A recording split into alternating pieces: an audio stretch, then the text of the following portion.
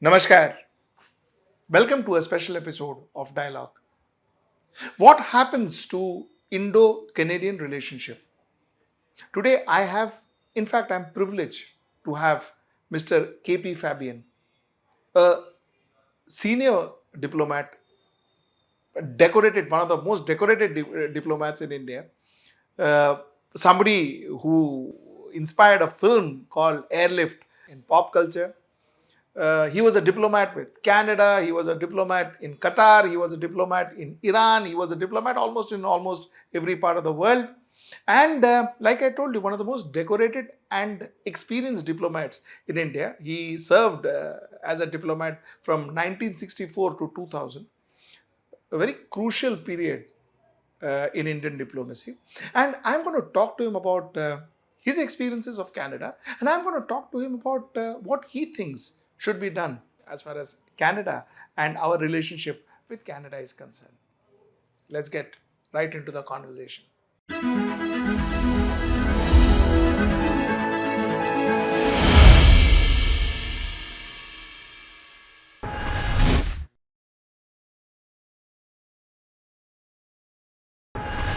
Mr. Fabian, so Please much. do. Thank you so much for joining me on this show, and such a privilege having you with us, sir. I'll My directly get pleasure. into the question, sir.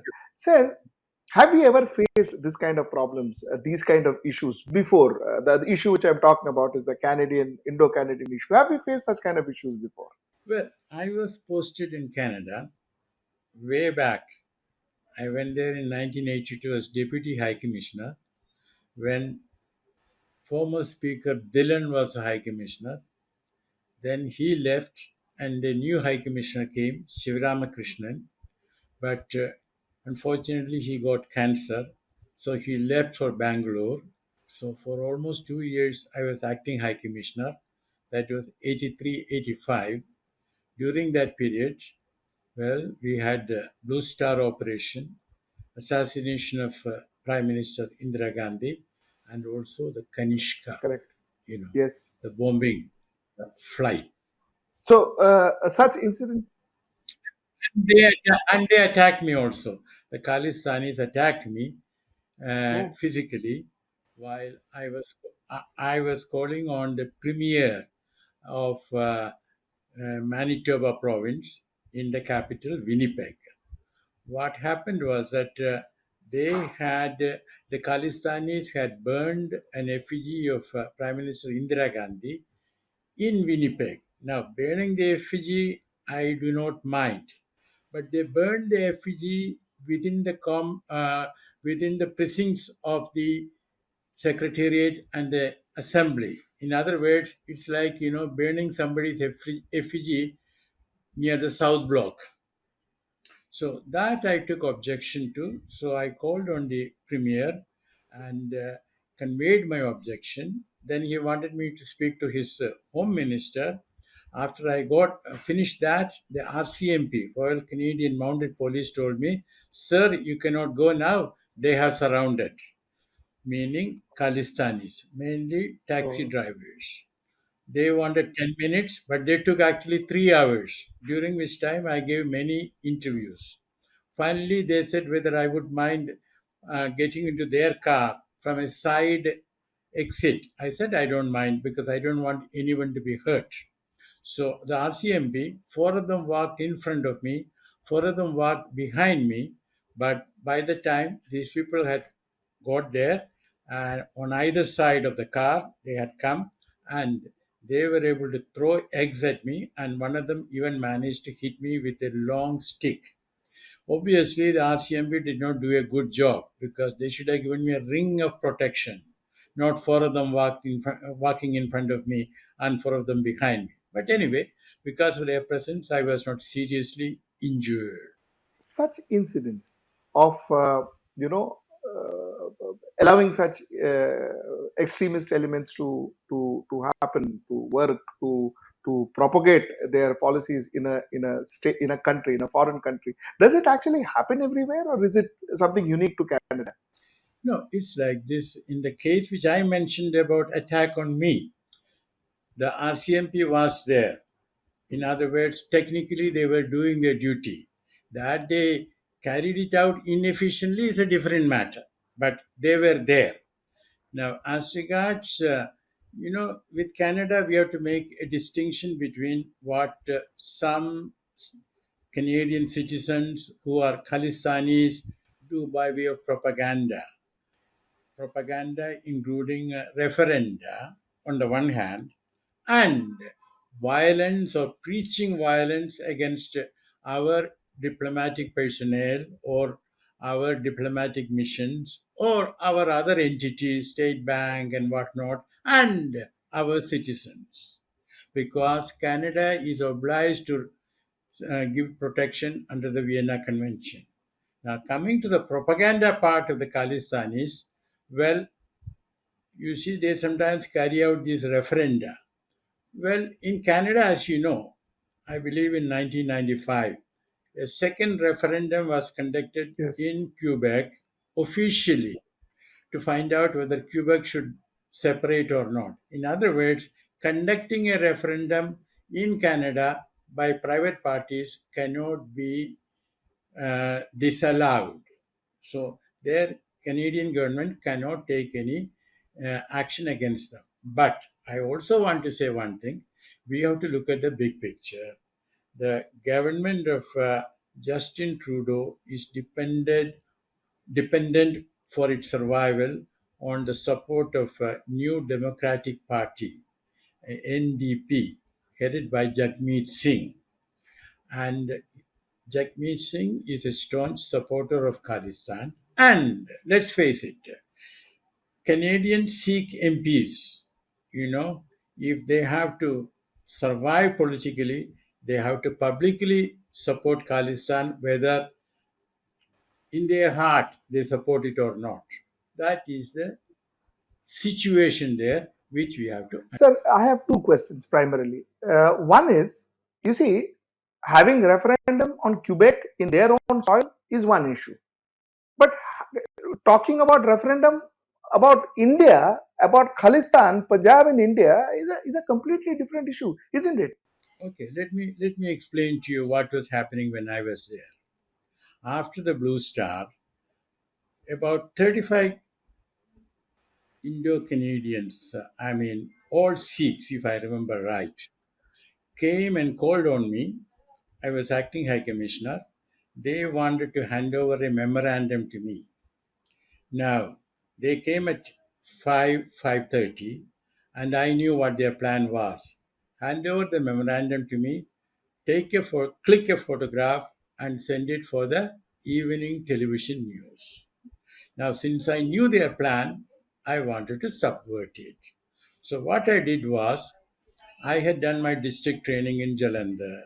So, first I asked, how many are you from Jalandhar? 7 hands went up. I talked to all of them. Then I asked other questions. If I asked one question, 10 of them wanted to reply, which suited me. Meanwhile, of course, samosas and coffee and tea.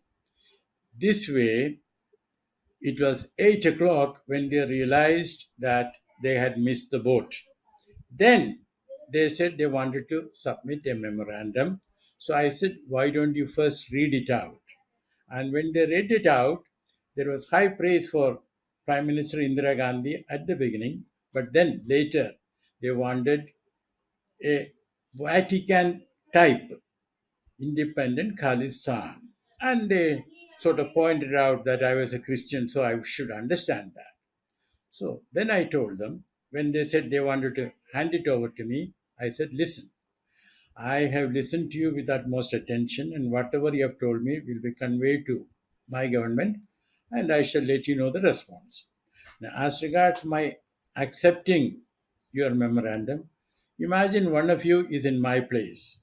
Do you think, as an ambassador of India, I can accept a memorandum which calls for the dismemberment of India? If any of you want to say that in my place you would have accepted it, raise your hand. Well, none of them dared raise their hand. Well, they started again fighting with each other. Oh, you took so much time, that is why we got late, and all that. So, what I'm trying to say is that there is a subtle way of combating them. If we protest or we make noise every time there is a private referendum, then because we make the noise, they get the attention of the world. If we ignore it, rest of the world also will ignore it. And the last point in this regard is that there is no support for Khalistan Correct. in the Punjab. So they can have 1,000 referenda in Canada, in little places, small places. It doesn't matter. Just Correct. ignore it. Say if this was United States of America, and say this was Al Qaeda who was coming and doing a referenda in Canada, would Canada then allow itself on Referendum on what? maybe a separate That's the land question. for Al Qaeda in USA? I'm just juxtaposing. I'm just One second, one second. Separate land for Al Qaeda yes, in USA.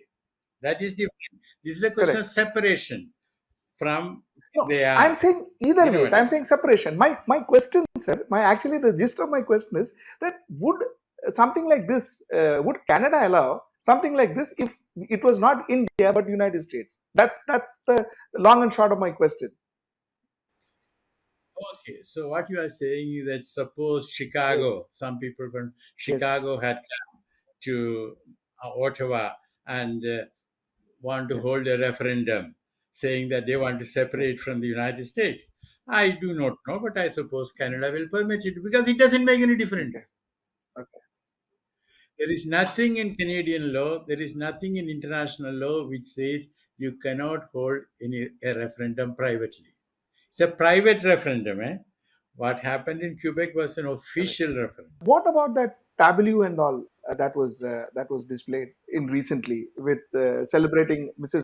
Indira Gandhi's assassination? What was that fair? Okay, when she was assassinated, as I told you, I was there. At 3:30 in the morning, I got a phone call from the Canadian Prime Minister of the day. Mhm. 3:30 in the morning, because I suppose both he and I were watching Correct. the BBC. I had no information from Delhi. Well, to convey his condolences. Now, later, I also came to know that a section of the Sikhs in Toronto had distributed sweets. Hmm. It was very, very bad of them, wicked of them, very much in bad taste to celebrate anybody's death. Anyway, that's what they wanted to do. And when I opened the condolence book in the High Commission, I tell you, initially we had said it would be open only for 3 days, but we had to keep it open, if I remember right, 6 or 7 days because so many people queued up. Correct. You know what I mean? And many Canadians told me how bizarre, how absurd that some of these people should be celebrating it. So I said, you should talk to them, since some of them at least are Canadian citizens. Was there a difference between the prime ministers you dealt with during your period in Canada and the current prime minister, who, as you rightly said, Trudeau is under the National Democratic Party and he has to listen to Jagmeet Singh?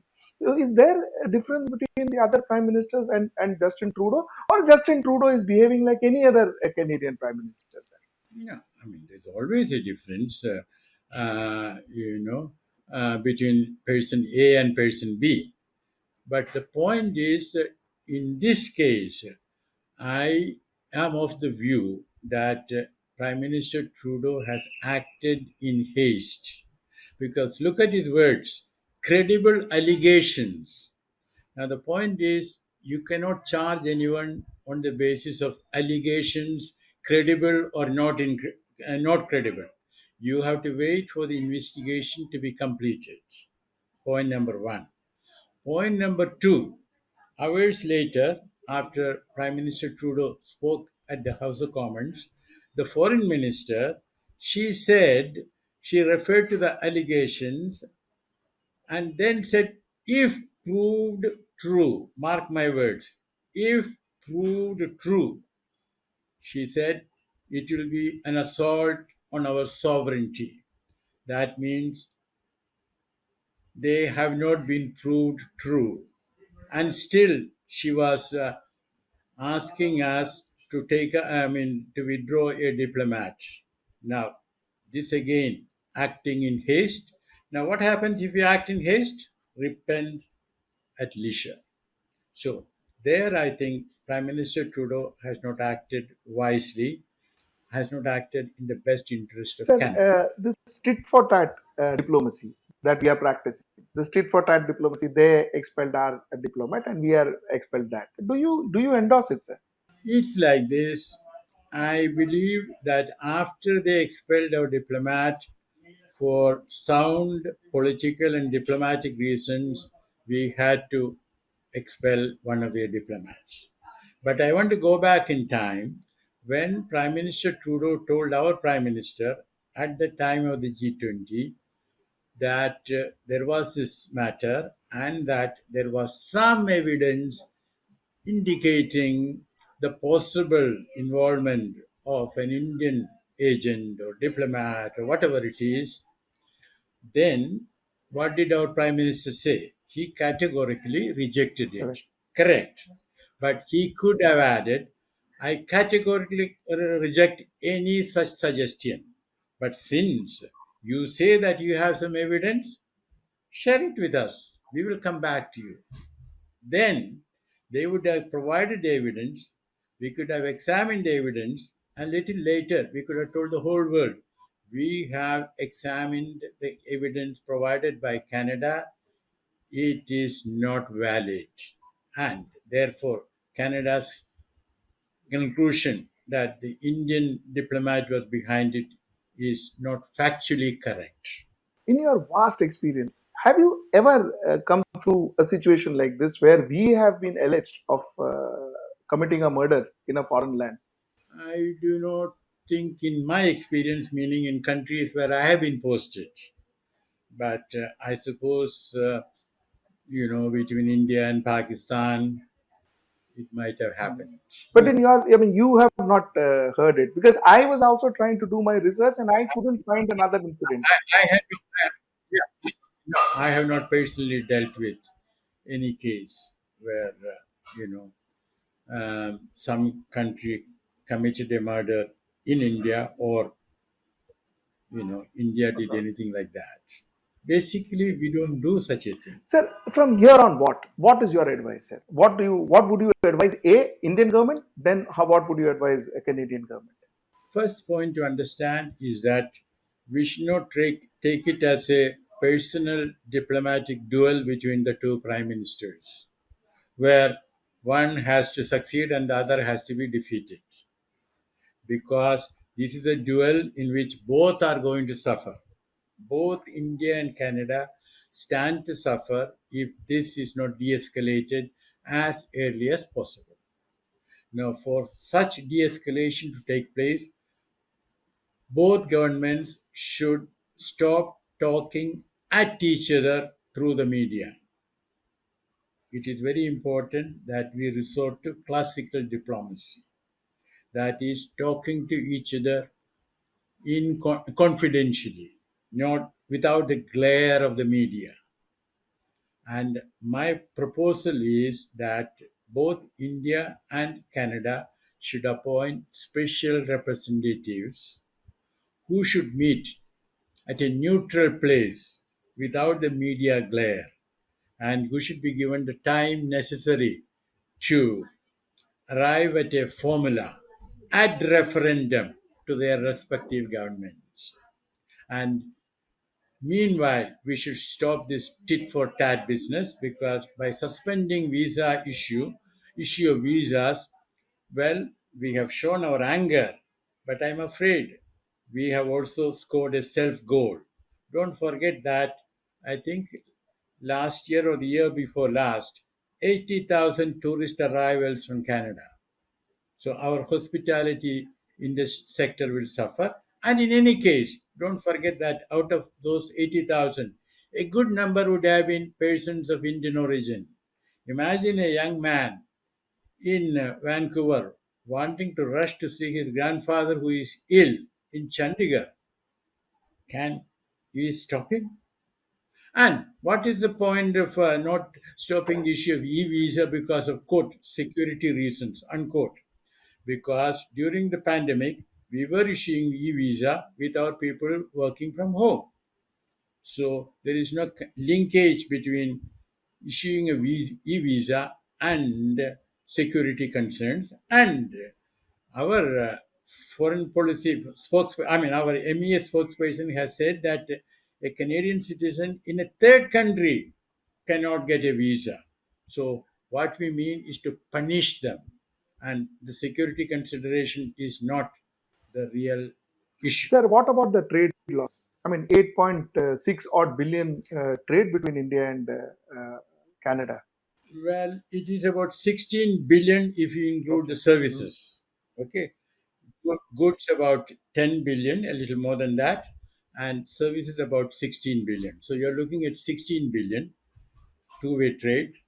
We know that, let me get it right, I think 600 Canadian companies are Yes. working in India, and there are many Indian companies working Yes. in Canada.